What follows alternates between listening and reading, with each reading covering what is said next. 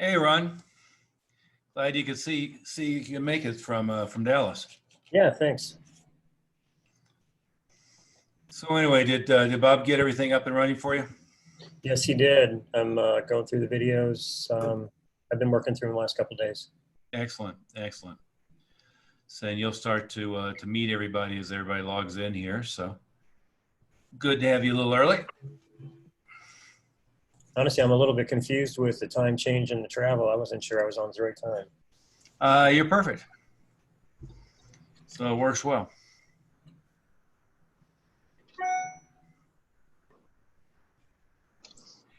Guys, we're going to do like 3 different little sections here today. We're going to do about 30 minutes, and I have Jeff Cole, who we, it's good timing, who we rounded up about 11 years ago to handle merchant accounts in the midst of the financial crisis. And we're going to want to talk a little bit today about merchant accounts and so forth. Overall, I mean, the banks are in good shape, the economy's in good shape, but, just in case this thing spirals a little bit more out of control, it's certainly something you want to be aware of. Can be one of the unexpected problems. And some of you guys are using billing companies or other billing software. He's going to talk a little bit about what my preference is here that he's handling for us as well. But between now and then, we're going to do about 30 minutes and work with Jeff for about 20. And then we'll have 30, 40 minutes when we get done with that. And Leo, I'm going to mute you a little bit because you have some background noise there. But hey, before we get going any further, hey, Delfino, we have most of your face there. Delfino, raise your hand and introduce yourself to everybody. Hello, this is Delfino from El Paso, Texas. Yeah, you're way down south on the border. Yes. So we're mostly Mexico. Yeah, exactly. Ron is busy visiting Dallas. He thought he was south, but Delfino, you're what, another 10 hours south of him or something like that? Yeah, so Paso is about 9 to 10 hours from Dallas, Houston area. Yeah, I'm surprised I got that more or less right. But yeah, Texas is officially a big ass state. You don't want to spend a lot of driving from place to place. But hey, Delfino, you just were out at the meeting in Disney, but I asked you to come and share your experience on something a little different here. You just did your first big paid in full renewal. Tell them about that. That was pretty exciting. We had a renewal. My program director had to step out, so I took over the conference. I went down the price, our programs, and I offered our 5-year program with our White Belt Leadership Scholarship, them paying 4 years and we give them the 5th. And I gave them the pay in full option. And without hesitation, I just said, how would you like to take care of that? Cash, credit, or check, thinking that they would want to go back to the monthly. And they said, well, go ahead and take care of it with a credit card. At that point, I was flabbergasted. My mind was, I couldn't even think straight. A stupefied, dumb look on your face is not useful for closing the sale. That's pretty much what I had. I regained my composure, and I just acted like I do that every day. Yeah. And they were happy. I was extremely happy. But that's the biggest paid in full I've ever gotten. Yeah. How much was that one? This one was grand. I'm sorry. Say it again. We got. That one was 12,000. 12,000. Fantastic. So that what made a pretty decent day, right? Oh, definitely. It sure helped my month. Bob, we have some weird background noise here. Do you know where it's coming from? I don't, but if you want to hand over control, it looks like it may be coming from Master Dorsey, but it looks like he's muted, so that's weird. But if you want to hand over the control, I can kind of manage that for you, sir. Okay. I came in a couple minutes behind you, so you have the controls. I just made you host. Thank you, sir. So I'll take care of it. you can accept the gavel, and then I won't have to worry about that. So, so Delfino, what did it feel like to have somebody give you $12,000 in one fell swoop? Oh, it felt awesome. Yeah. Don't I spend went it out all with in one place. I was Bud. on cloud nine for a couple of hours. There you go. Yeah, and the right reaction is be really happy for a couple of minutes, then go do another one. Right. Right. But that's good. So a nice little $12,000 deal doesn't hurt your feelings in any way, shape, or form. You know, for years, you know, I'd go to these little EFC board meetings, and it seemed like every meeting, and you know, Keith Hafner is a good friend of mine, was also part of that group. And it seemed like for years, every meeting, somebody would come up to me and say, you know, how do you get yourself somebody to write you a check for $12,000 or $20,000 or $30,000 or whatever the number would be, depending upon what year it was. And Keith would always kind of like, hey, let me tell him, let me give him your answer, because I know what you're going to say. Say, go ahead, Keith. You know, give him the answer. And he'd say, he's going to say you have to ask. If you don't ask, nobody gives you anything. And that's exactly right. And so if you ask, you know, not all of them are going to, but enough of them are going to. If you ask enough times and are doing enough renewals, you know, my rule of thumb was we were usually doing about 20% of them paid in full. And that was with our pricing structure. That was still going to, the renewals are still going to push the billing up. Plus, then we're going to have some additional immediate cash flow. So, Delfino, good job on that. Were you hesitant to ask? Did you, were you fearful ahead of time? A little bit. But after I went over the paid in full option, I just asked like if I do, you know, with confidence, and like if I was doing that every day. Yeah. And they said, you know, it was credit card. It was a good feeling.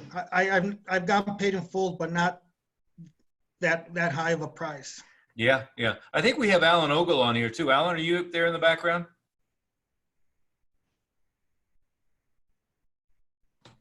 Alan, are you there, or do we just have your iPhone logged in? There you go. I am here.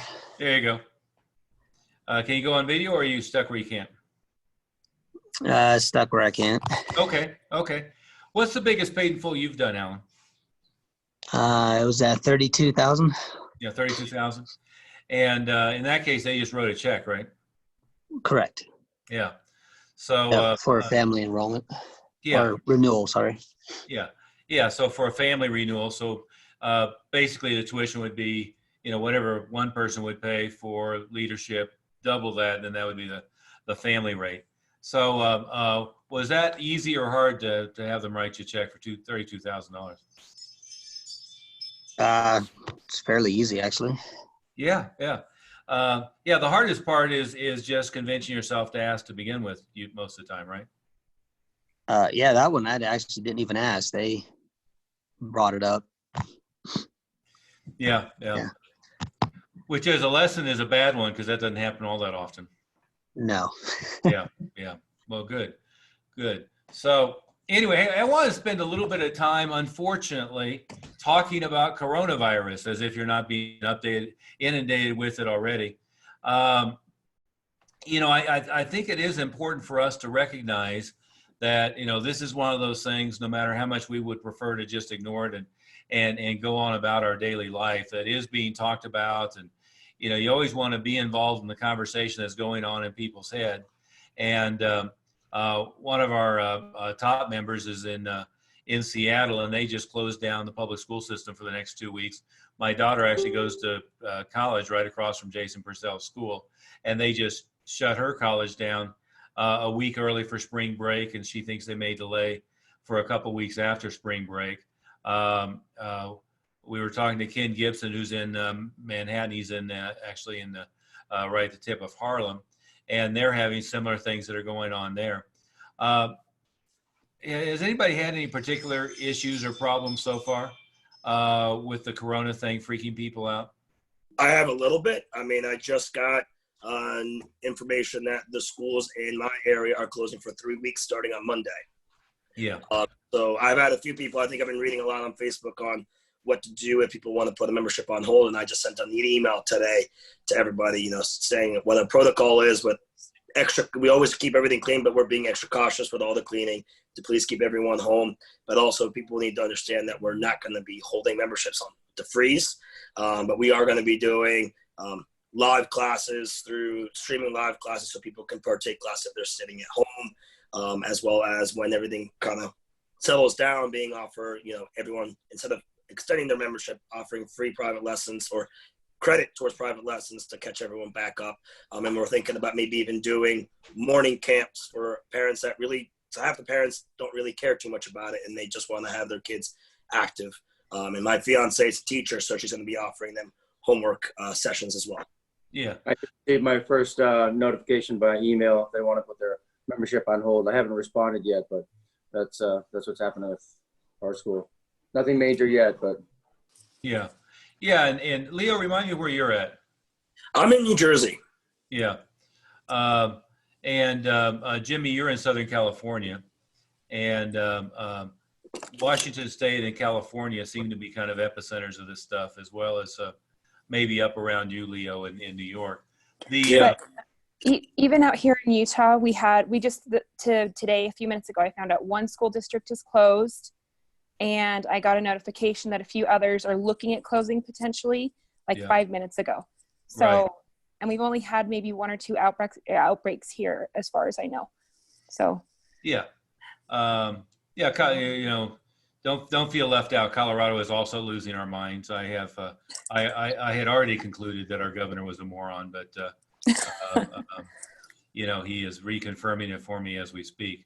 On all of this, the one is, Leo, you brought up is, and I don't think I would go out to the students and bring it up, but as far as the tuition thing, but the way to always handle that is they just keep making their monthly tuition as they would normally, and if they want to pause their lessons for a week or two or whatever it might be, whatever it is, you just add the tuition at the end. Leo, the conversation about private lessons is a different conversation we should probably also have. But what I would always say to a parent who's bound and determined an adult who's going to pull themselves out for, until the thing blows over, or a parent who's going to pull a child out is, well, okay, that's fine. What we don't want them to do is fall behind. Mm-hmm. We can certainly add the lesson time at the end of the program. So if they're enrolled so far for a year, you add it to the end. If they're enrolled for 4 years, you just add it to the end of the expiration. And also, when this thing blows over, we'll do an awful lot to make sure that we stay on track and don't fall behind. One of the things we're in our earlier meeting for the $1 million plus schools multi is we were talking about, one is perhaps starting now live cast all the classes on Facebook or something like that. You can also do classes on Zoom like what we're doing. I think technically it might be, if you really wanted to get everybody together and have more of a conversation like this would be a better platform. But if you just wanted to, show the classes, one of the things I would do, the problem is if you have a parent who's histrionic and they pull a kid out for 2 months, well, your problem is getting them going again and they fall behind and all that kind of stuff. So I think your communication to them is, well, it's important that they keep practicing. It's important that they stay on top of everything. We're happy to, add the lessons to the end of the program, the tuition. You'll still keep making the tuition payments, but we'll add the lessons to the end, and we'll also do some makeup to make sure that you fall behind. What I would suggest is maybe once a day, you do a little 10 or 15 minute video clip of, if you're practicing from home today because you're not feeling particularly well or whatever it might be, here's some things that you can be doing at home. And, whatever it is, you can decide it based on your curriculum, but simple stretching exercises, if it were me, it'd be stretching exercises, slow kicks, some count kicks, that kind of stuff. It probably wouldn't be memorization type of things. But give them something that they can practice at home. Like I said, I'd recommend maybe, do a little 20-minute clip every day Frankly, once you've done this for a while, you may find you want to do it on an ongoing basis, maybe not daily, maybe weekly, but you can then text it out to everybody. You can email it out to everybody. You can get them in the habit of coming and looking on a web page or whatever you want to do for that. If you added to that, getting a pretty good camera angle, but then just live casting through whatever mechanism. It could certainly be Zoom. If you use Ring Central includes Zoom for free. But free options are certainly Periscope, which is Twitter, Facebook Live, or I forget what YouTube called, YouTube Live or whatever. But if you just did, if you just went onto your Facebook page and started telling people, every class on the schedule, we're going to broadcast live. I did a letter, and I don't know if everybody has seen it, but I posted a couple of days ago in the Facebook group. And frankly, the letter was 90% plagiarized from Jefferson County schools because it was a letter I got from my son's school from the district. But it was proactively addressing not just coronavirus, but flu season and one thing or another. And basically what it says is, we disinfect the school every day and we keep it clean. On your side, we would ask that you always, come to class in a freshly, laundered uniform. If you're feeling ill, have a fever, a cough, whatever, don't come to class. Don't worry, we'll help you make up so you don't fall behind on your class schedule. And by the way, wash your hands before class, etc. So I would recommend sending that letter out. You can send it out by email. You can send it out physically, which is more likely to get read, of course. Post it on your Facebook page, etc. If you want to tweak it, go ahead. I left a blank for, whatever the state is. What I said at the top was, that we are monitoring CDC recommendations. We're monitoring the state of blank recommendations, and we'll be staying on top of that. So I would recommend physically sending that out to all the students, putting it out by email, putting it up on your Facebook page. If you have a group for your students, put it up in the group. But then what I would be is business as usual. Otherwise, one of the things that Jason Purcell, I'll give him credit, or his fiance, actually was her idea, is they've been making like a big production of disinfecting and cleaning in school. And my suggestion with that was do it before your basic class or before the intro times.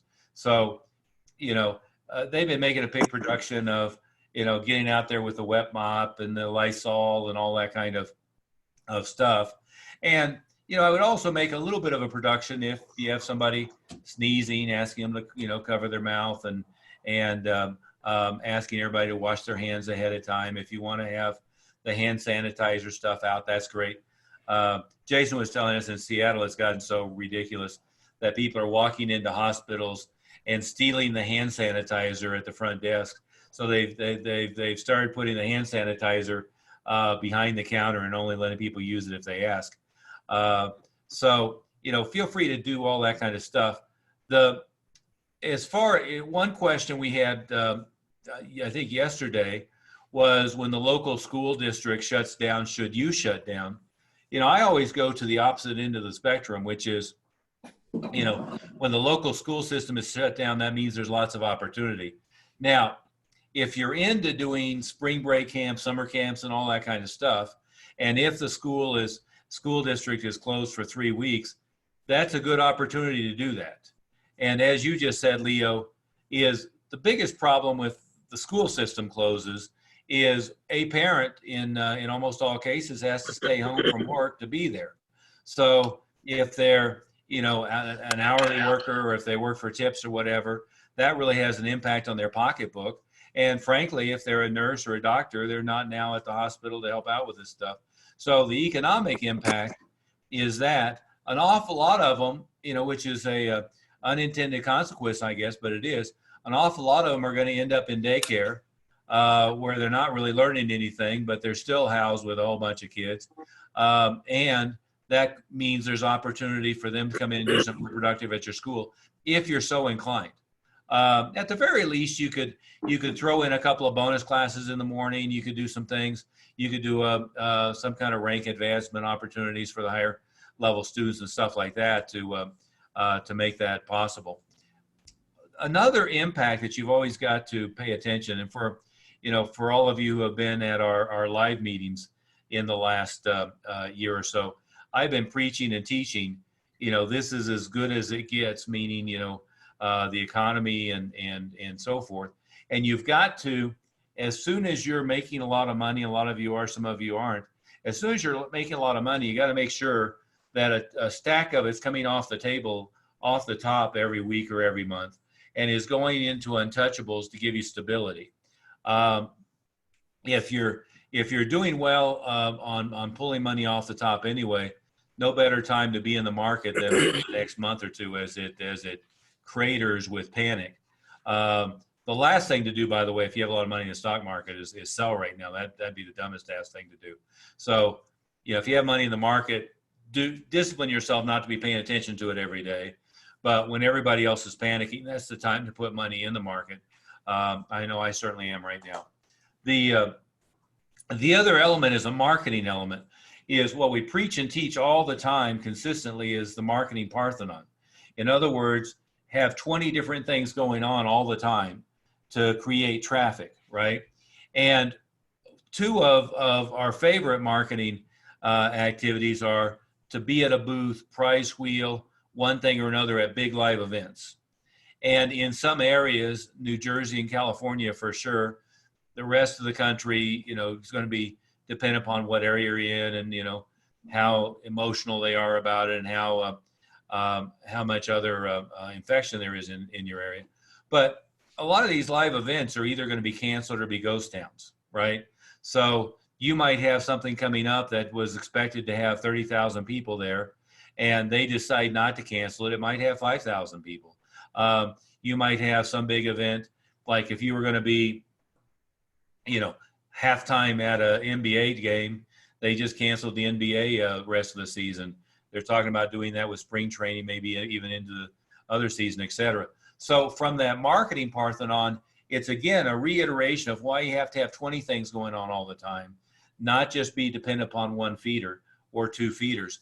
Another element of that is, where I have done, I don't know, probably 10,000 enrollments over the years, is directly into the elementary schools. So doing PE teacher for the day with permission slips, or doing PE teacher for the day with permission slips to promote an after-school enrichment program that would go twice a week for 3 weeks, or 3 times a week for 2 weeks, or something similar.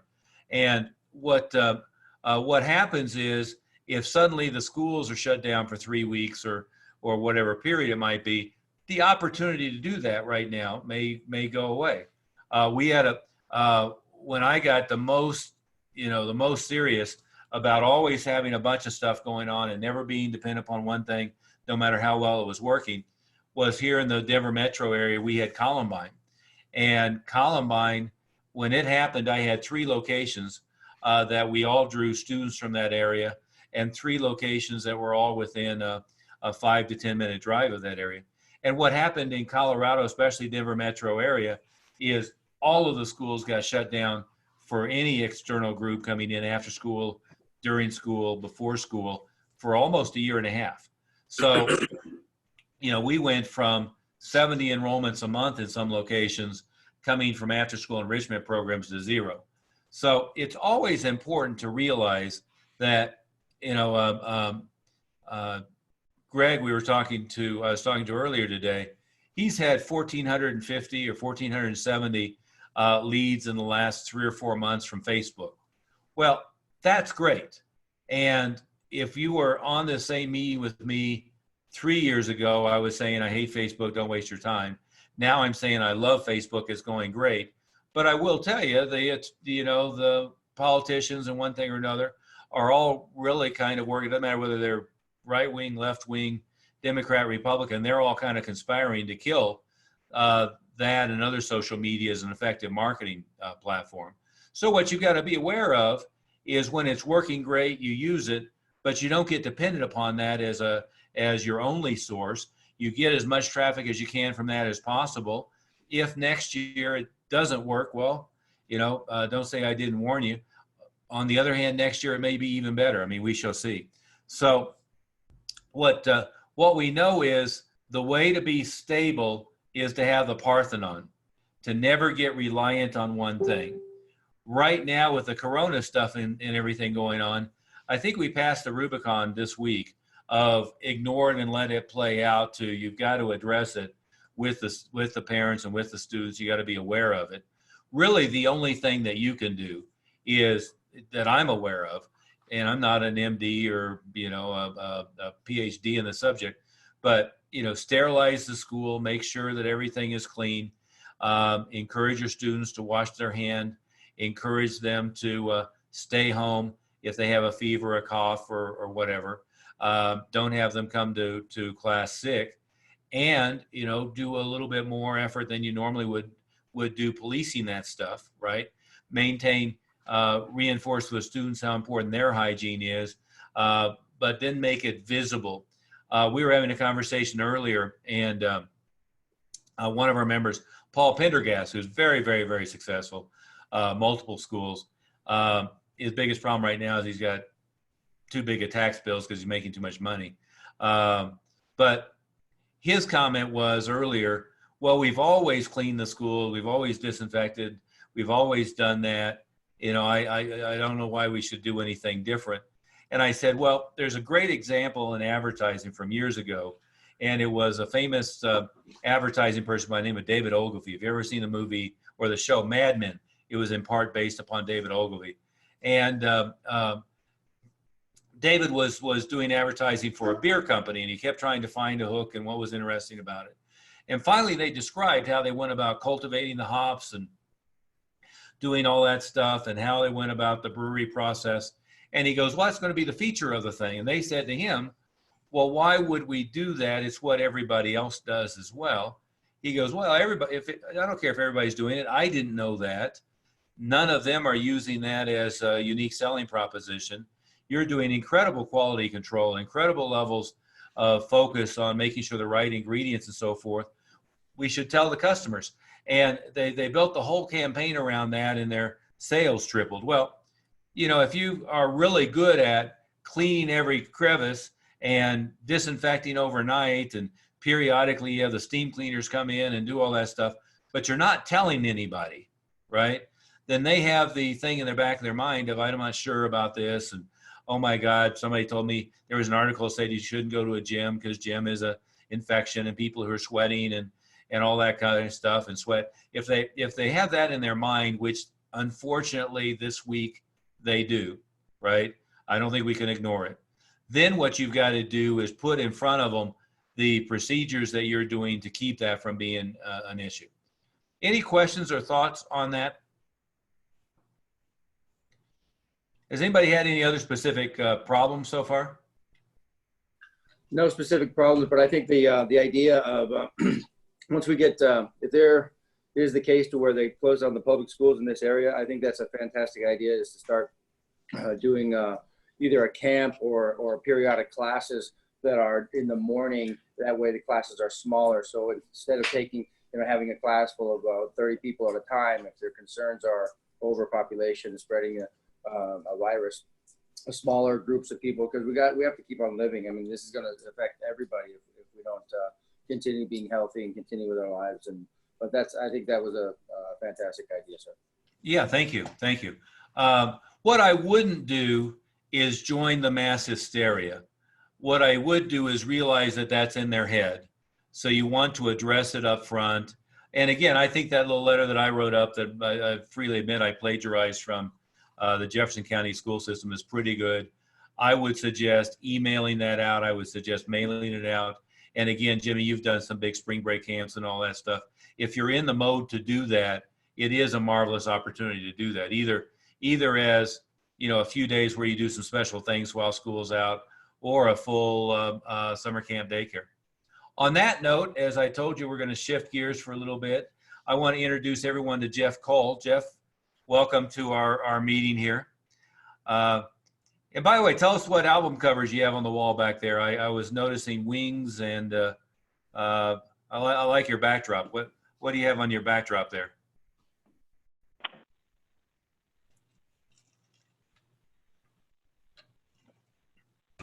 I think you're unmuted. Oh, I'm sorry. I didn't know you introduced me. Hey, Stephen. Hello, everybody. Yeah. Yeah, I said, look, I said, I like your backdrop there. What album covers do you have next to the guitar there? We've got Styx, Aerosmith, Journey, Van Halen, Elvis, the Beach Boys, and Saturday Night Fever. So you are showing your age by your backdrop there. I must say. Absolutely. Yeah. So Yeah. I think everyone but Elvis was hit their peak in the 70s, about the time I was a junior in high school. And you've got a wine rack on there. Well, one of the things we had talked about earlier is you are the the #1 merchant provider for wineries in the world. Yep. Yeah, that's correct. We are the largest processor for wineries. Globally, we have about 1,000 wineries we work with. We're integrated into a software platform called Wine Direct, Wow. and we've been there for about 6 years. And it's pretty powerful. We do about $1.5 billion a year in wine. Wow. In payment. Yeah, it's been a heck of a vertical for sure. We also do auto dealerships all across the country, and we're also integrated into 3 different accounting products, small business accounting products. Excellent. Yeah, and we also do karate schools. Yeah. Yep, exactly. And we've been working together on that since 2008. And in 2000, I told some of our members a story, so if I'm repeating myself. In fact, Jeff, I just got another letter from them. You know, they're getting ready to send me another check. I wish they would, I wish I knew how much money they were going to send me. But I think it's been about six or 9 months ago now. I went to the mailbox, which is, as usual, I have a long driveway, so I was pulling the car up, pulled all the mail and was sorting it in the, in the car while I drove into the driveway with my knee to throw it all away before it got in the house. But, I opened an envelope and there was a check for $50,000, I think at $152 or something like that. And what it was is back just before I rounded you up, Jeff, is we had a really big event for NAPN at the time. And the merchant account basically just, sent a notice. I was going, well, okay, the deposits don't match the receipts. What's going on here? And the merchant account had just sent us a corporate letter of, we've decided we need to expand your reserve account, and had just pulled $50,000 and put it in basically what they do is they put it in a savings account that doesn't pay interest, and are putting it there just in case that they have any chargebacks. And that's when I said, okay, thanks, but no thanks, shut the account down. And we found you after a lot of search. And the reason we lined you up for members at the time, and still, is you've got a really good working relationship with the risk management departments of the banks that you work with. Can you tell them a little bit about that, and we'll tell them about the billing side of it as well. But tell them a little bit about that and why that's a benefit, rather than the guy, that stumbles through the door offering them a half a point lower rate. Yeah, absolutely. So basically, as Stephen mentioned, we started working with each other back in 2008, and that was right around, of course, the time of the financial crisis. And the processors started really tightening up their security and risk thresholds. And therefore, a lot of accounts went on hold, or they had reserves. So what we pride ourselves on is we work with several sponsoring banks to place our clients, and we have just very, very tight and close working relationships with the head underwriters and the risk departments at these sponsoring banks. So they know that we're subject matter experts in the verticals that we work in. And when we set up a vertical, for example, karate schools, we let them know ahead of time that these are the volumes you can expect. These are the high tickets you can expect. These are the average tickets you can expect. So everything is set up ahead of time, and all of our clients get dropped into their own vertical, a very specific vertical that's managed for your business type. One of the things that we've been able to accommodate for studios that most processors won't do are paid in full transactions. That's a really big thing. We can do it. Typically, sponsoring banks and underwriters don't, and the credit card companies don't want you to go out more than 3 months for tuition. But what we can do, and we've arranged with our guidelines and our underwriters, is we can go out up to a year. So you can receive a paid in full for $12,000 or $20,000 paid in full for a year, and they'll be okay with that. That's because we did all that legwork ahead of time. A lot of karate schools were doing paid in fulls back then, and they probably still are, but if your processor knew it was a paid in full, so all of a sudden a $20,000 ticket comes through, they're going to make you refund the money back to your client. You're going to go through that process, and or they might also shut down your account or put you on reserve. So, so we just, again, we work very, very closely in building the right solution set with our sponsoring banks for our particular verticals. Yeah, and for clarity on that too, Jeff, we worked with you, your organization, the banks, and I forget which attorney, but had drafted an agreement that basically, if the deal was really for 4 years, is it presents it as they're paid in full for a year, and then when they get to the end of the year, they get another year free, another year free, another year free. So then it wasn't extending beyond their comfort level for that, right? Right. And you know, some of the guys go, well, how could I charge them, $20,000 or $30,000 or $40,000 for a year? Well, hell, I've gone to business seminars where I paid $15,000 for 48 hours, for 2 days. So it's it's whatever it is, it is. And that's something we have in the Facebook group. If anybody can't find it, we'll help you sort it out. But yeah, before you take a credit card for 2 or 3 years, you got to be sure you're going to present it right to the underwriters. But Jeff, you had put together I think a little PowerPoint on the billing system as well. What I would recommend for everyone, and certainly Bob can facilitate this, or you can. I think you're going to give them your director for this contact information. I would recommend everybody talk to Jeff just to do a little walkthrough on your current setup, even if you're comfortable with it. I tend to recommend, if you have a processor that you haven't had any problems with and it's been doing fine, setting up an account with Jeff as a backup and at least use both of them. And when you come into some bigger cash flow on this kind of stuff, you'll find a problem that we have, and Jeff, this is a happy problem, but we have an awful lot of members that come in at 15,000 and 24 months later they're doing 80,000 and haven't thought to worry about the fact that the processor was fine at $7,000 a month in credit cards, but all of a sudden when it's 60,000 a month, the worldview is completely different. So we've had that problem a lot. I mean, we've had the opportunity to double, triple, quadruple people's gross a lot. But sometimes what they don't think about, which is why we started having them talk to you right up front, we've been a little sloppy about that the last 12 or 18 months, is for that very reason. When the gross goes way up, oftentimes there's a ripple effect to some other problems that weren't visible ahead of time. Yep, it can happen for sure. Yeah. But I'll turn it over to you, Jeff, for some of the other stuff that you wanted to show them. Great. So I'm going to do a screen share here. Bear with me. Make sure I do this right. And that's my guy. Okay. I think we're there. There you go. Perfect. Okay. Perfect. All right. So, hold on real quick. Can you bring in Wes real quick too? Okay. Thanks. Okay. So the platform that we've set up is called Simple Tuition Management. And that's kind of the name we gave it.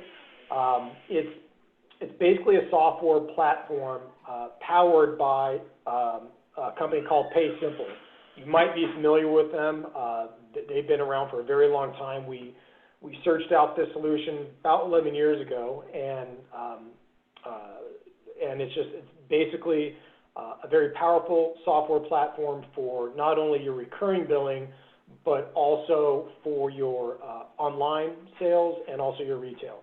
So we call it Simple Tuition Management, but it does everything. Okay. Our mission is simple in regards to payments. We want to help martial arts schools manage all their payments with a simple, secure, cost-effective solution. And that's really all we do, is just focus squarely on you collecting payments. We're not a club management software. We don't try to be. However, there are CRM tools within inside the software, but we really just want to focus on collecting payments affordably, simply, and effectively as possible. And there's a lot that goes into the back end of collecting payments, and I'll get into that later as well. But that's our goal, and that's all we do. So with the platform, we have all your billing and payment tools in one place.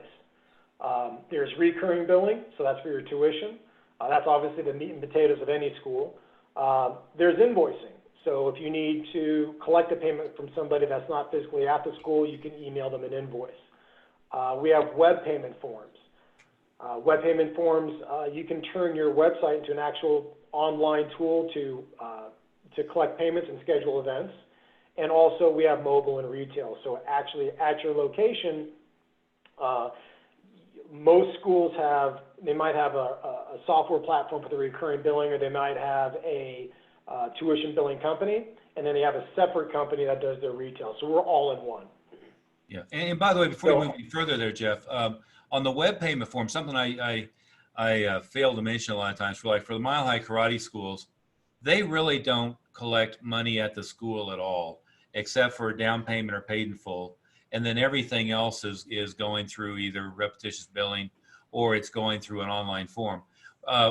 We try not to do test fees, but we do have a fee for the big black belt retreats. In fact, we just shifted it to once a year. They're covered for the year.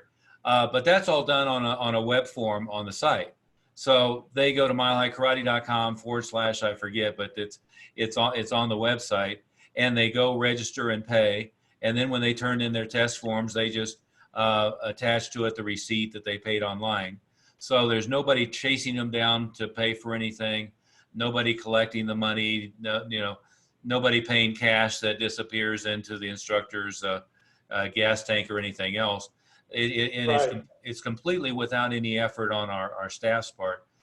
We used to do that with all the intramural tournaments as well, is we weren't having them, here's the form, write us a check, go online, register, here's the link, and then just bring your receipt. Now we change that to an activities pass that's just billed monthly. But it's one of the things that I see, especially small schools end up kind of in nickel and diming mode, but they also end up with money coming in from kind of different sources. We had, Jeff, you'll appreciate this. One of our members who's now doing, she did 107,000 last month, but she had a receptionist stole, I think it was $65,000, because she was letting after school people come in and pay weekly. And that was an interesting picture. Is that the California rave there? Yeah.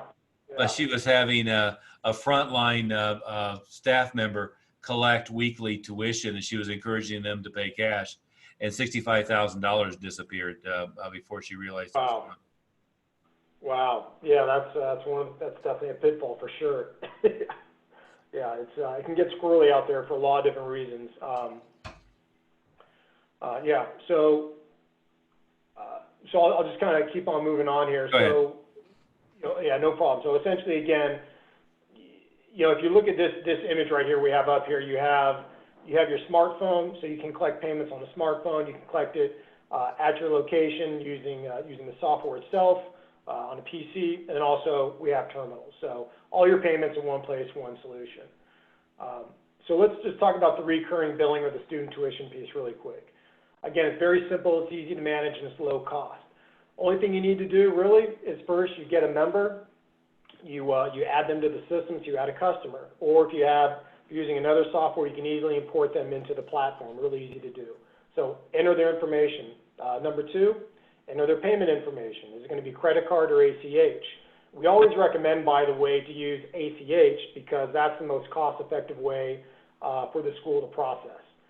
Credit cards, and we'll get to the pricing in a second, but on average, credit cards are about 3%, where ACH is, let's just put it about 1%.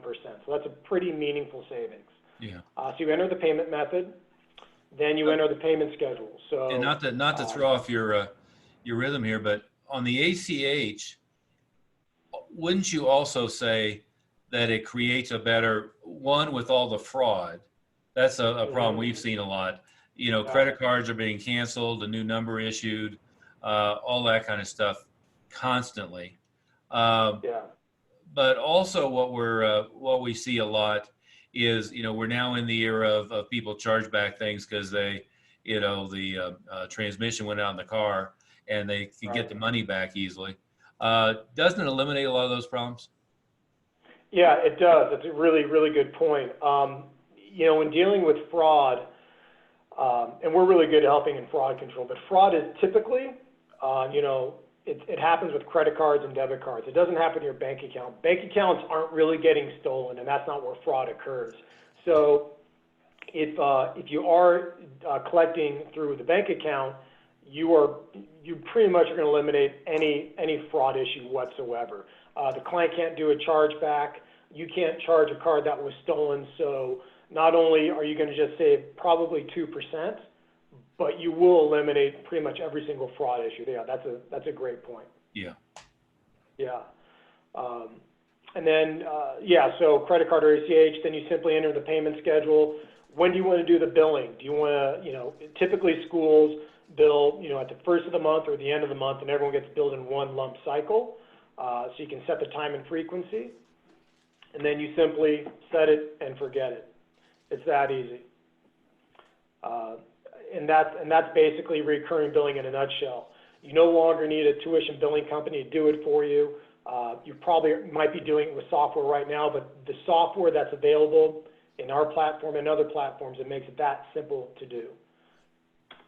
So let's just say you ran your payments, you ran your billing, and you had a failed transaction. Really simple to do and really simple to take care of. In our platform and in the software, you can see failed transactions in real time. So you're not going to wait and see if it failed the next day or the following day or have to go into any specific online reporting. When you're running the payment cycle in your software, it'll let you know right away what failed. It'll also give you the reason code too. So a lot of information right at your fingertips on that particular transaction. Then when your client comes in, you can reach out to them, tell them why it failed, and you can get the new information. The other really nice dashboard we have inside the platform is that it lets you know which credit cards are going to expire within the next 30 days. So if I'm one of your students and you know my card's going to expire in the next 30 days, it'll pop up on the dashboard. The next time I'm at the school, just reach out to me and ask for my new credit card expiration date. Really simple to do. Back to Stephen's point before, if you were to collect via ACH, the bank account doesn't expire typically. If they change a bank account, that's one thing. But again, bank accounts don't get hacked or stolen typically, and bank accounts don't expire. So you'll have less interruption in recurring billing if you use a bank account. So if you have that failed attempt, these tools are there for you. You get the new payment information, and then you reset it and forget it, and that's it. That's very, very simple. Thank you, Ron Popeil. And I actually bought one of those. I bought a Ronco. Something about me, I'm a sucker for all kitchen gadgets. I have 2 Vitamixes, I have a Ronco, I have a slap chop. I buy it all, and I never use any of it. You know, I fully believe that God means me to support the local restaurateurs. So, yeah, you know, the extent of the cooking at my house is I occasionally put in a frozen pizza for my 11-year-old. There you go. So, yeah. Give you the extremes. Yeah. You know, on all this, without a doubt, nobody should be allowing any kind of weekly or monthly tuition to be coming across the desk at the school. Whole variety of reasons why that's a bad idea, including they don't show up for class, they don't pay you, but also just having to remind people and so forth. Everything should always be automated. As you said, Jeff, we both recommend do it ACH to the greatest extent possible, not credit card. Right. But oftentimes the process is whatever they give you for the initial tuition, you just set up their monthly on that. But I always like to, you know, most of our students find it easier for you and easier for us if you just want to do it, on your checking or savings account. If you could just do a void check, we'll set it up that way. It's a very easy language that we can talk about later if you guys want. Yep, absolutely. Yeah. So another feature of the software that actually doesn't get used that often, but sometimes it does, is invoicing. So let's say I'm at your school, my credit card fails, or I buy something else, but I didn't give you my information, and you want to send me an invoice. Create an invoice in the platform, send it to me. I click on the email. I can then enter my payment credentials, so whether it's a credit card or ACH. I enter them, I click submit, the payment happens. It comes back to you, it updates the invoice as paid. And the other nice thing about the invoice is, let's say my recurring billing didn't go through, you send me the invoice with a little note, hey Jeff, please update this for recurring billing. When I input my new credit card information, it'll pay that month's recurring billing, and then you can save that new credit card information or ACH information, mark it as a new payment method for recurring billing, and then you're all set. So it's just a nice tool to have at your disposal to reach out to people, all in one platform. Web payment form. Turn your website into a place where students can register and pay for things online. So if you have an upcoming event or a camp, easily create an HTML code within the solution, put it onto your homepage or wherever you want, and say, click here for the spring break camp, or click here for the summer camp, or for this event or testing. Your students and members will click on it, they'll pay for it, and then it'll update you on your side that it was paid, and also goes into the scheduling system on our side. Now, it's not a scheduling event system, but it's going to let you know that Jeff Cole and these other 25 people paid for this camp or paid for this session, and it kind of lists it separately for you, so you can get an idea of who signed up for what. So the idea is just turn your website into a place where you can promote things and just get people signed up. Yeah. So that's what an example of that, Jeff, as I mentioned, one of our members who's had 1,450 plus leads in the last 90 days from Facebook. Well, the primary offer that we're using that's pulling really well is a paid offer. And what we want them to do, of course, is pay right then and there rather than, track them down to pay it. And so this is a marvelous way to get a paid offer on the website and to process it and make it seamless. Yeah. Click here and sign up today. $99 for a 3-month trial. Click those. Turn browsers into buyers, basically. Yeah, that's not the offer that's working, but you get the idea. Right. And then mobile and retail. So this kind of rounds out what our merchant account payment solution does. So it's recurring billing, it's invoicing, it's web payment forms, and the last part is your retail. So within the software, you can actually create inventory inside the software, and it'll act as your retail, pretty much point of sale if you wanted to. And/or we can also just give you a free credit card terminal, which makes things easier at the point of sale. Yeah. But both options are available to you. So you can use the software, create inventory, or just have a standalone terminal right there. Whatever it is, however you want to use the retail, we give you a free card reader or a free terminal. And then with us, you have one provider handling, all of these different payment functions for you. It's not separated out. So, one provider, one support, one dedicated contact for all of it. So no matter where you are, the software is going to go there with you, and you can collect payments anywhere. So that's the mobile and retail. Pretty simple, but also really quite important. And also, as you probably know, about EMV liability, I'll just take a quick moment on that. If you don't already have a credit card terminal that accepts EMV credit cards. Most of you probably do, but if you don't, here's why it's important. If you don't, it's all about liability. So if I go into your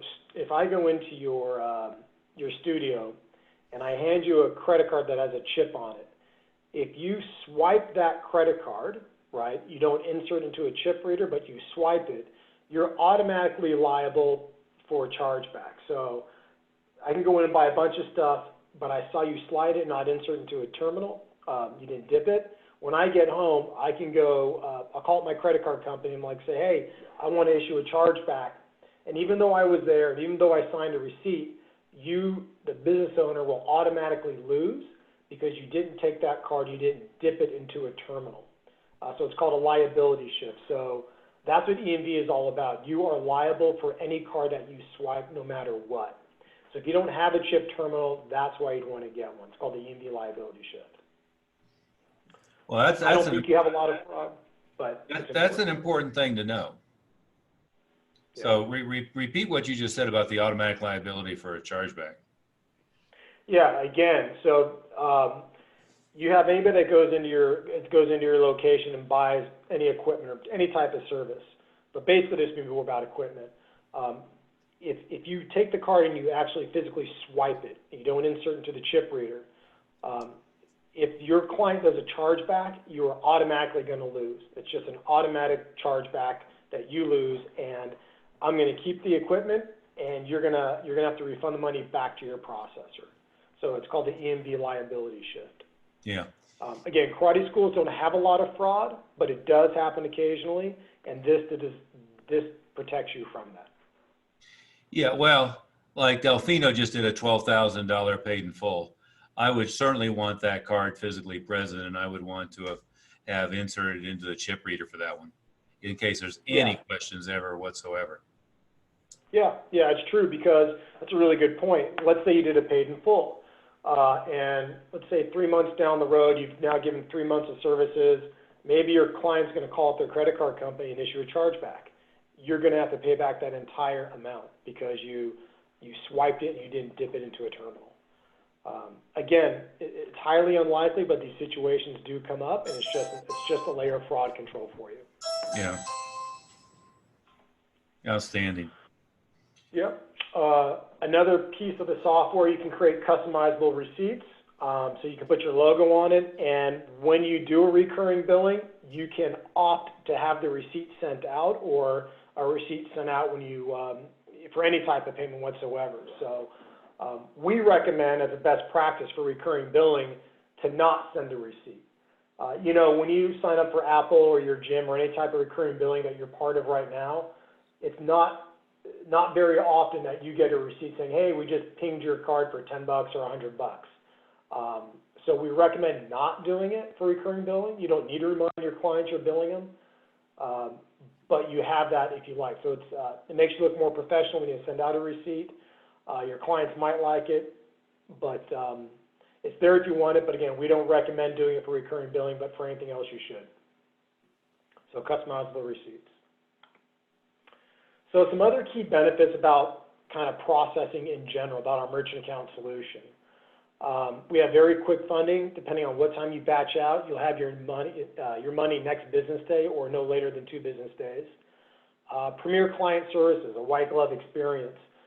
A lot of people, a lot of processors will say, hey, we have great support. We have dedicated account management. They'll say these things, but in the end, maybe they don't really deliver like they promise. For us, we are a support organization. That's what we do first and foremost. You will have a dedicated account manager. They work with your karate school and other karate schools, so they know who you are, they know how you process, they know your high tickets, and you're going to have a single call resolution for any support need. I guarantee you, from a support experience, there isn't a better experience in payments than what we do. There might be companies as good as us, but there isn't anybody better. We really pride ourselves on that. We mentioned being able to take 1 year paid in full tuition. That's a real big thing, and I can guarantee if you're doing it now, your processor doesn't know it. They wouldn't allow for it to happen. And if they found out you're doing it, they'll make you refund the money and possibly put you on reserve or maybe close your account. With our merchant account solution, you get $100,000 of data protection and PCI compliance insurance. If you get hacked or breached, our program delivers this automatically. We cover it. Premier chargeback management. If you get a chargeback, again, it doesn't happen often, but if you get a chargeback, our white glove support team is actually going to handle that chargeback with you, step by step, in sync until you have resolution. So you're not going to be left out there on your own to fight a chargeback. We see it come in, we're going to notify you about it, we're going to handle it with you. And again, we're just subject matter experts.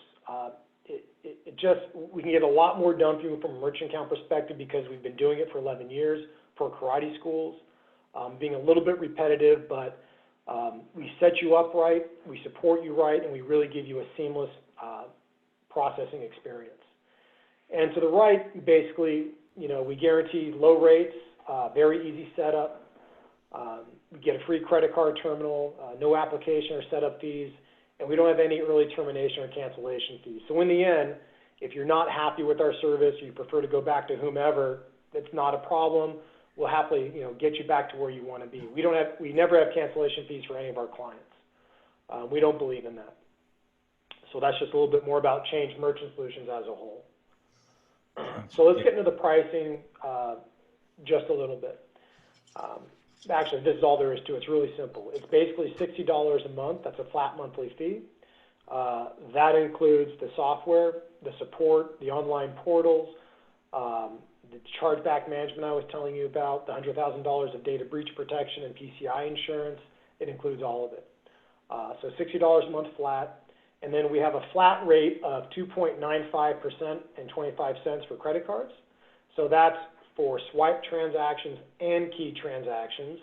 And since the bulk of your transactions are actually recurring billing, this is a very good price, and this is why we have it set up this way for karate schools.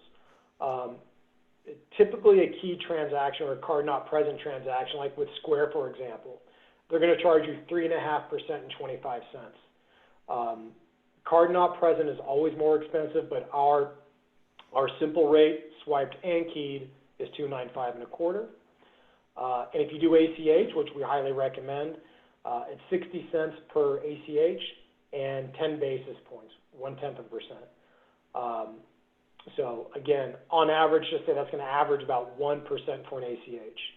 So about 3% for credit cards, about 1% for an ACH. So that's the program. Again, no setup fees. There's no hidden fees. There's no annual fee. There's no monthly minimums.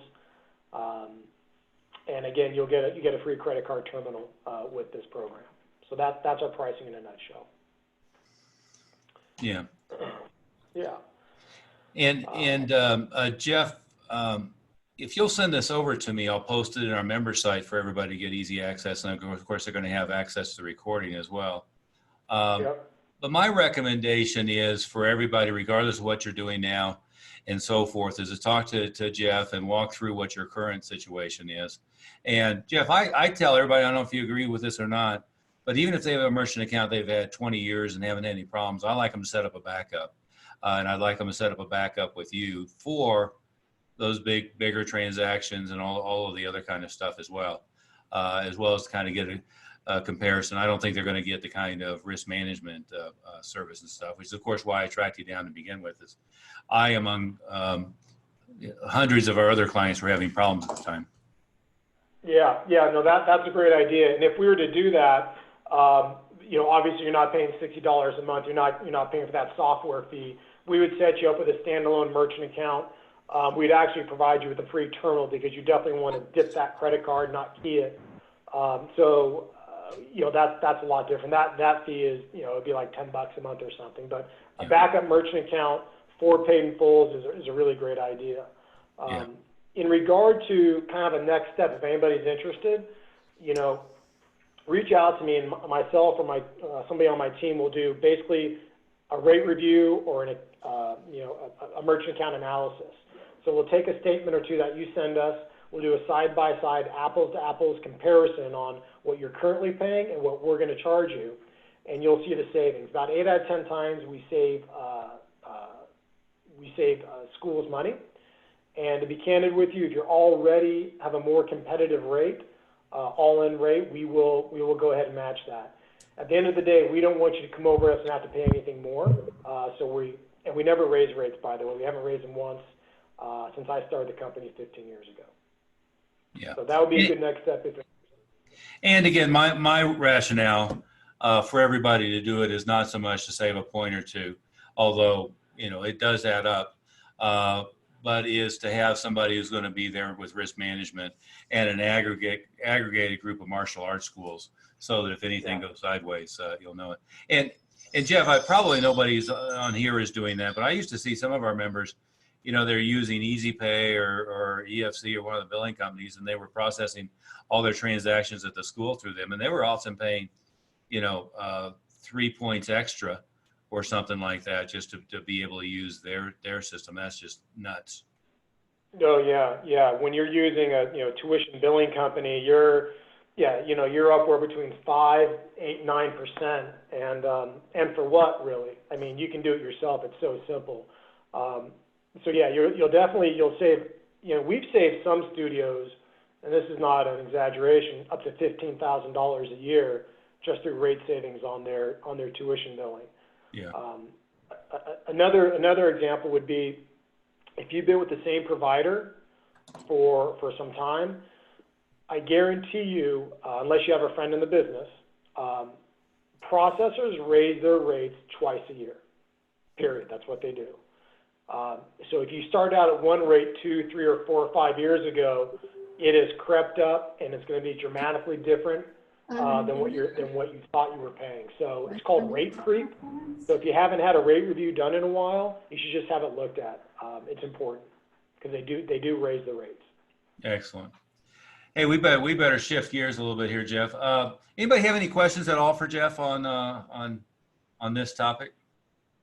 Master Oliver, I have a question. Go ahead. Well, it's not a question. So I was trying to contact Simple to Jermaine a while back over several times, and I never got any call back or email back. So I just text Jeff. So I hope you got it.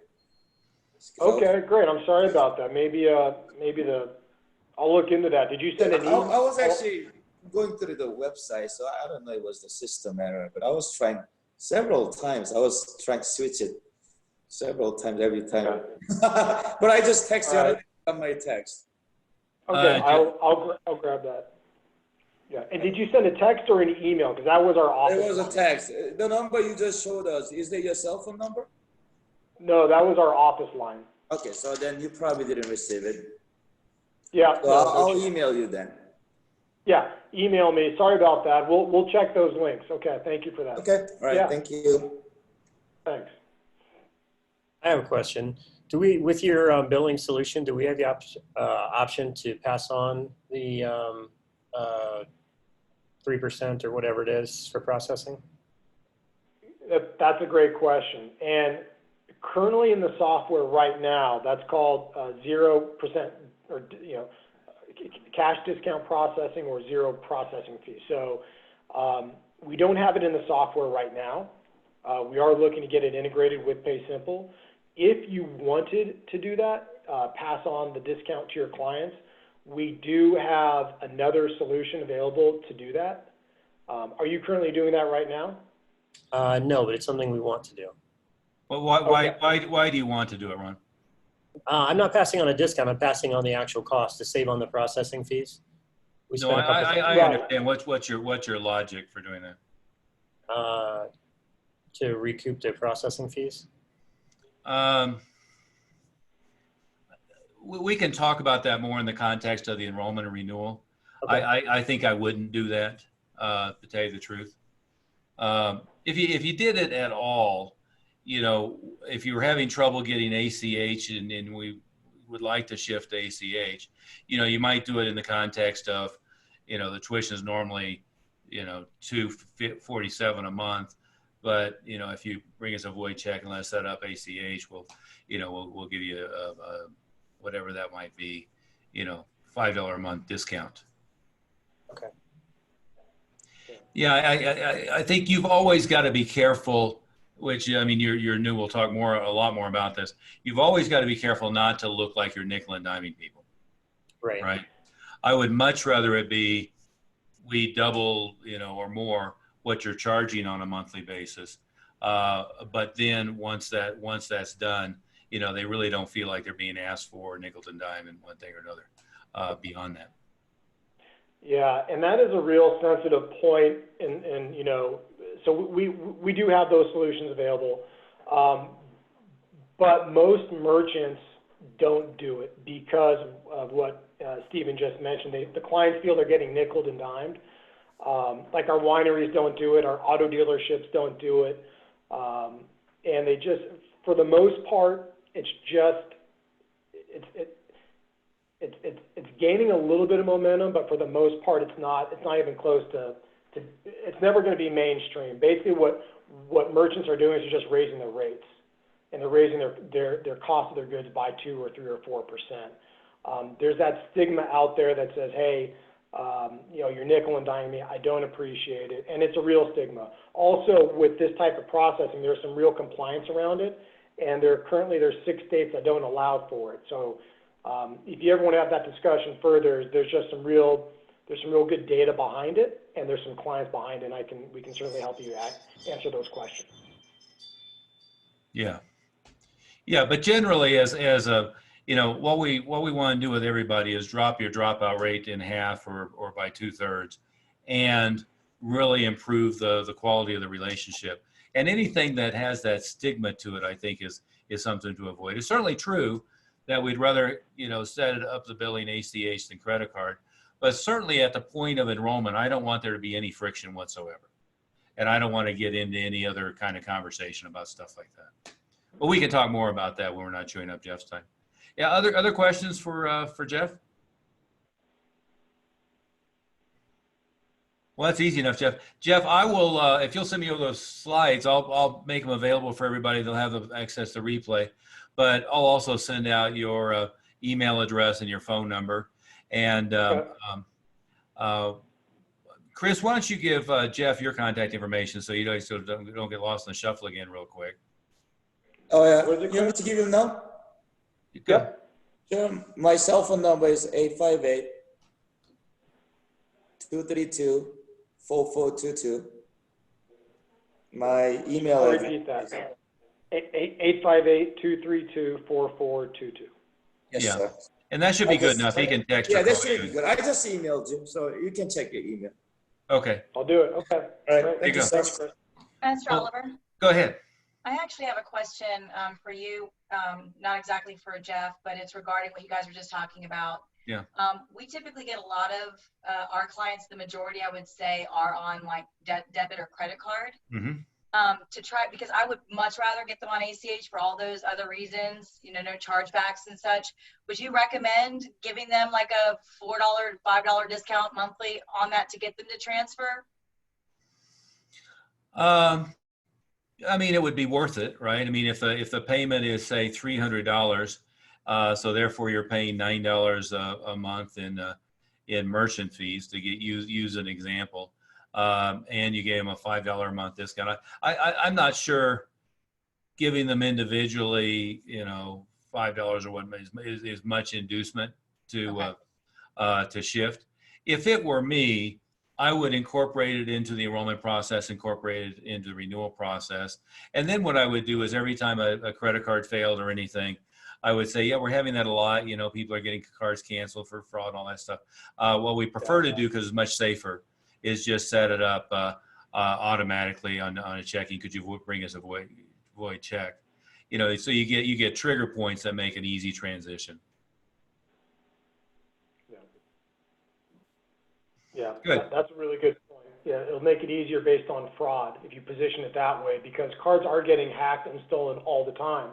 And you can just say, as a business practice, we really prefer the checking account so we can avoid that and actually not have your secure card information on file. We don't want that to get breached. Not that you control it, but it's just a safety precaution. It's a preferred way of doing business. That's a nice way to put it. Yeah. Yeah, it's a fairly easy transition, especially if you just get used to it at the point of enrollment and ask, right? What I do find anymore is almost everybody pays the initial tuition with a credit or debit card, and I would rather have a ACH transaction set up than a repetition billing on the debit card, and the money's coming from the same place, but it's easy to present that it's more secure. Good. Well, Mr. Cole, thank you so much for your time today. And you and I are going to follow up again in about 45 minutes, I think. Sounds good. Thank you, Stephen. Thank you, everybody. I appreciate it. Thank you. Okay. Master Oliver, we had a quick question here. Leo just got a notification. Leo, if you could explain, he wanted to kind of get some feedback from the group. Absolutely. Hi. So I'm not supposed to know, but luckily I have good connections here. I just got off the phone with the president of the Board of Education for our district.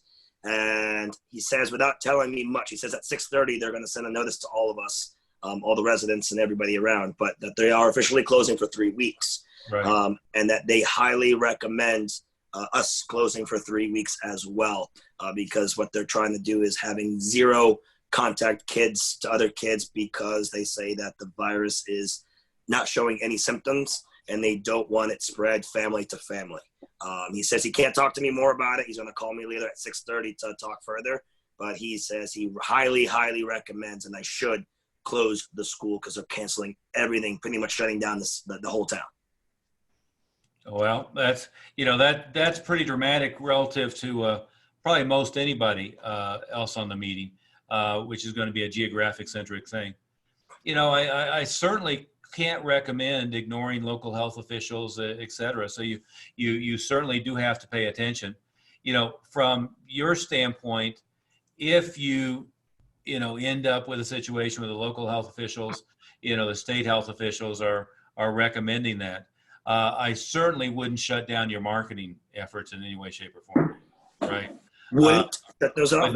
Would not. Yeah. Didn't think so. Yeah, you don't go on hiatus on that. And in fact, if it were me, if I'm having a hiatus of 3 weeks without having group classes, what I am going to do is I'm going to schedule individually every student in the school for a progress update. The ones that are not renewed, it can be a marvelous opportunity for a renewal blitz with all of them. Our more advanced members, that we spend more time on this, a lot of them are shifting to, we're going to spend 3-4 weeks on progress evaluations and renewals, and then they're not coming into a group class. Now, if you end up with that, your risk is it's kind of like the holidays where somebody has gone for 3 weeks and now they're in the habit of not coming in. So you've really got to go high into every day. There's a beginner session by video structured by you in such a way that they can follow along and do what it is you need them to do, and you can do Q&A and all that kind of stuff. This system I love, and it's relatively inexpensive, where, like I said, if you're using Ring Central, it uses the same backbone. So I would definitely be in the mode of, there's a beginner, intermediate, and black belt little session every day, something like that. And there's little lessons that you're going to be teaching.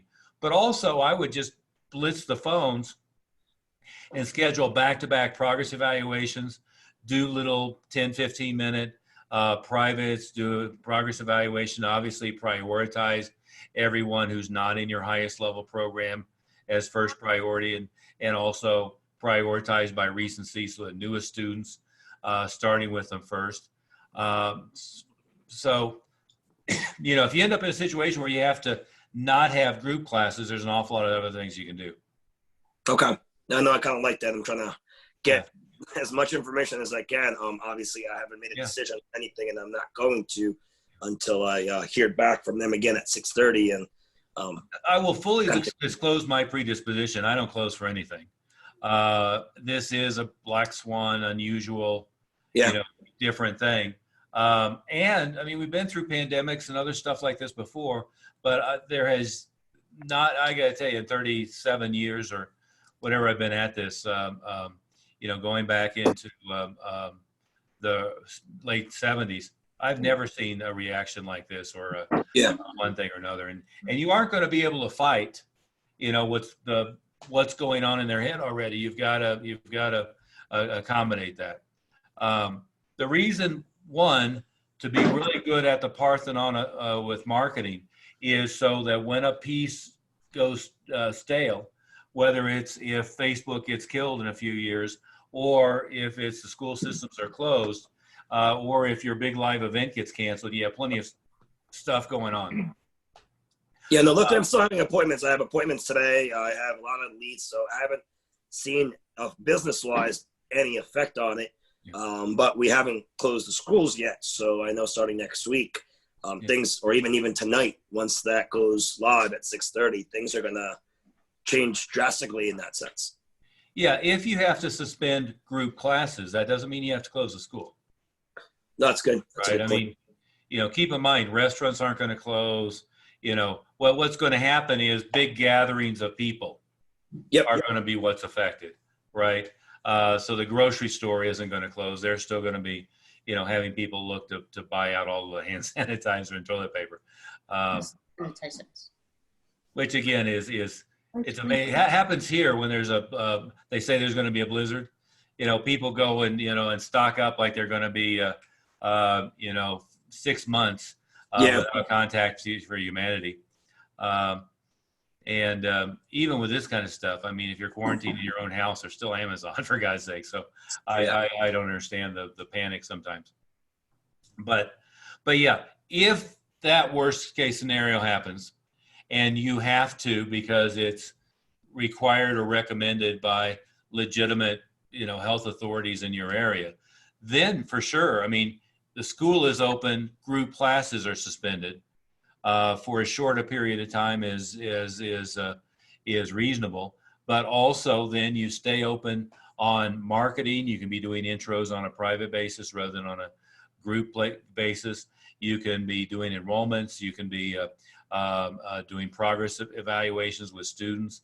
And it is a good time, frankly, because we all know, no matter how many students you have, let's say you have 300, it's tough to get through 300 people and do 15, 20-minute progress evaluations and maintain that relationship and maintain that rapport. But if all your group classes evaporate for a few weeks, then it gives you that opportunity to do it. And it is a worthwhile endeavor. I like that idea. No, that's good. I'm going to definitely talk to him later on and recommend that this is what we're planning on doing. Because I feel like in my space, I could probably do, not just with myself or some of my other staff members, we could do 3 private lessons where they're still not really in contact with each other in our space, and be able to get through all our students, probably all our students once a week for 3 weeks. There you go. So, so that would be my recommendation. Okay.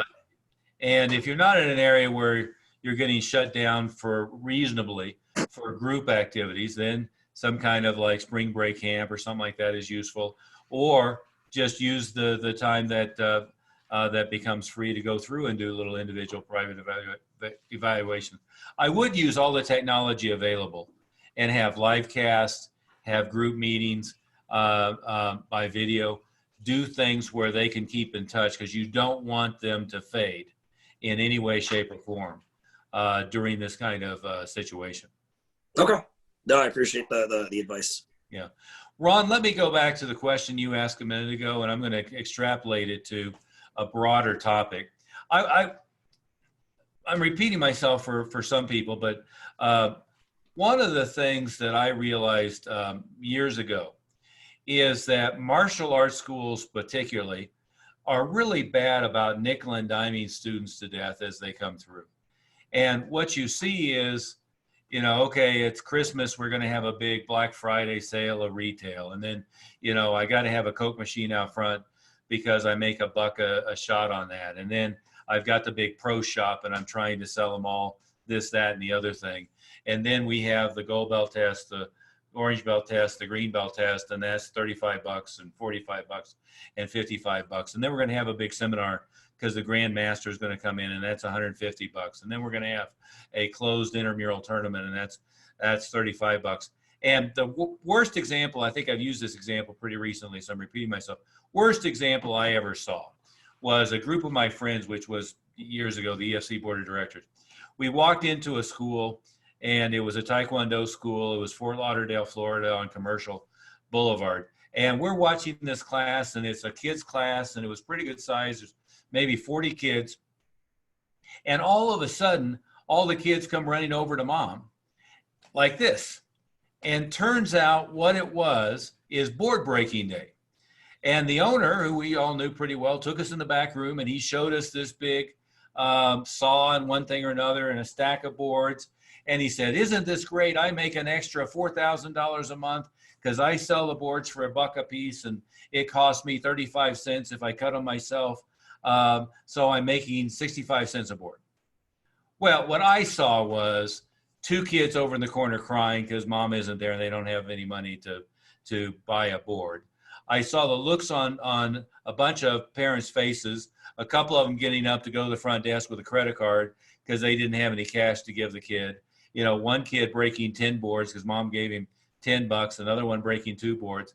And every parent in the place agitated or irritated at some level because all of a sudden they're digging around for the kid to give them more. That's the worst case scenario that I've seen. But what I realized we used to do, even being aware of stuff like that, is we would enroll a student and then we would say, you need hand pads and a mouthpiece as a white belt to do the, to do the one-step sparring. So that's whatever it was at the time, $24 and then $3 for the mouthpiece. And then they get their gold belt. You need foot pads and shin pads, and that's $24 and $15 or whatever it was at the time. And then we're sitting there asking them to do a black belt renewal.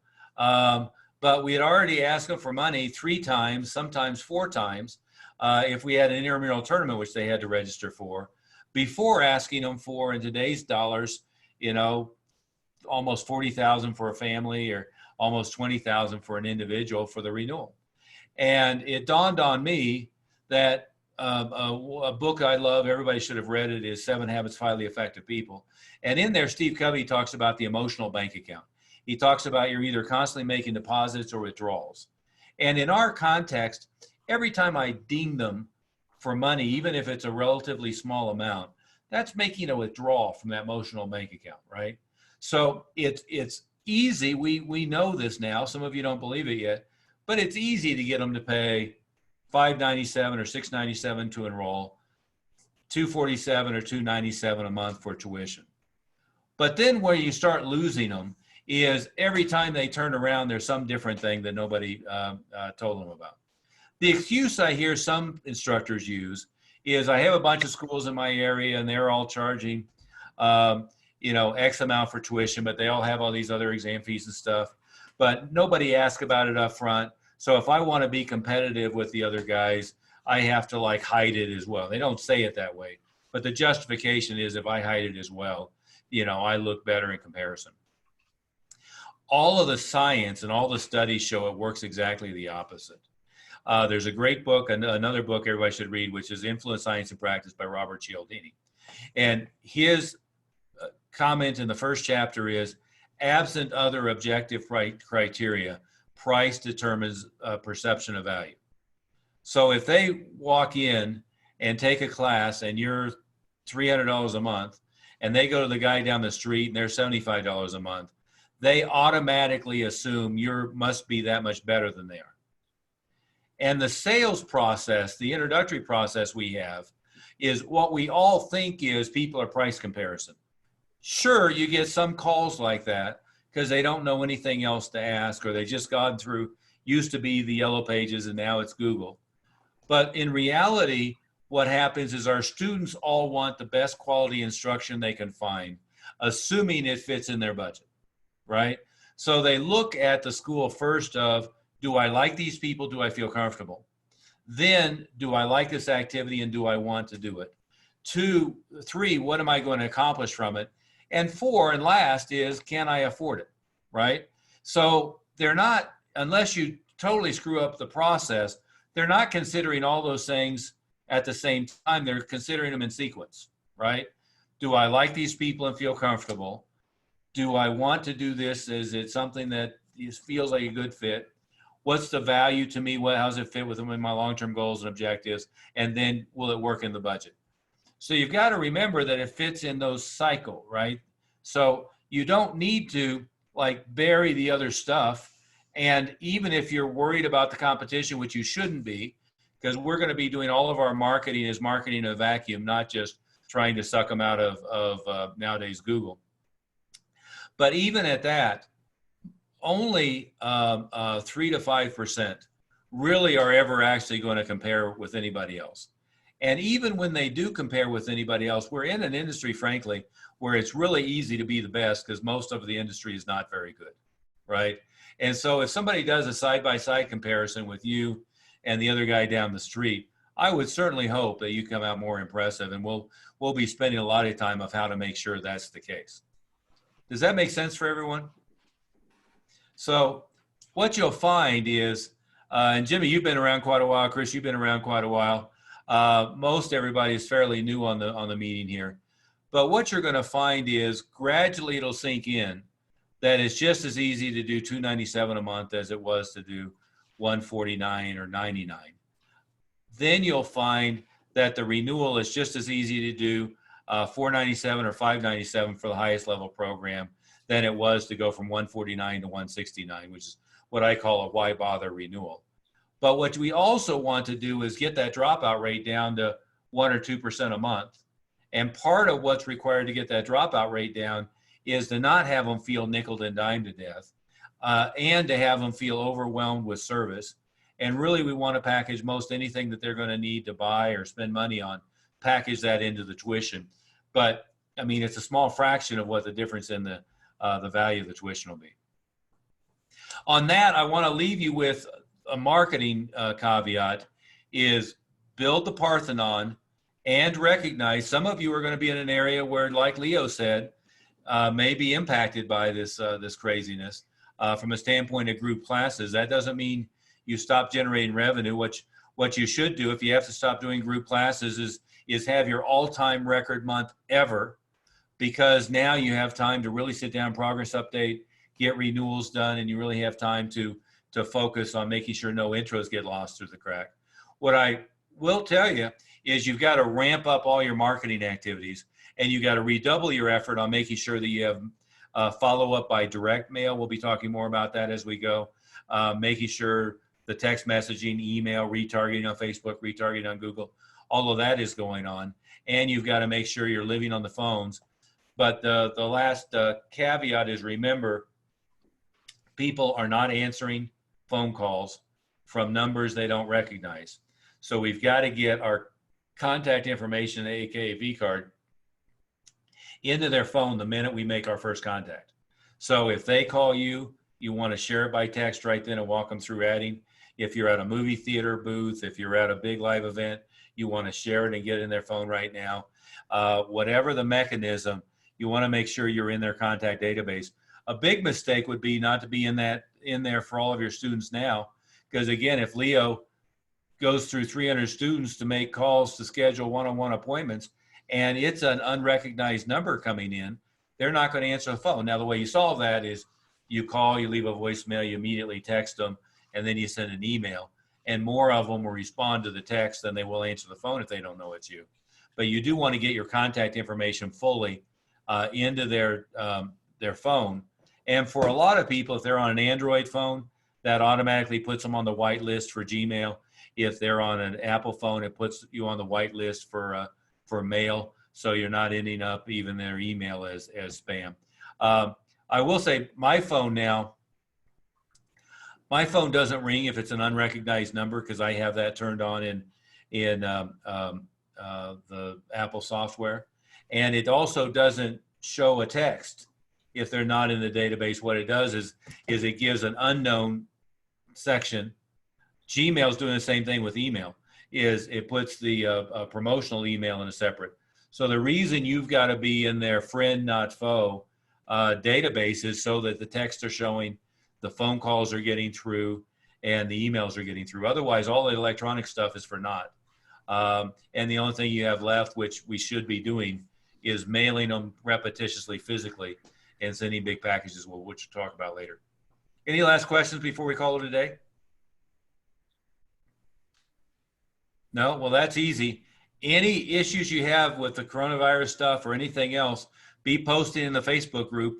We'll all chip in. And by the way, everyone go in there today and respond to other people's questions from your perspective, and post a few things that's in your mind right now, so you can get used to being in there every day. It'd be very worthwhile. So Ron, welcome. Thank you for joining us from Dallas. Hope your time with Carlos Machado was fabulous. Be sure and give him my best wishes. He's one of my favorite martial artists in the world. Will do. Thank you, sir. Master Color. Thank you, guys. And Greg, you want to stay, and we'll follow up on marketing plan for a couple of seconds. Yes, sir. How's your research been going?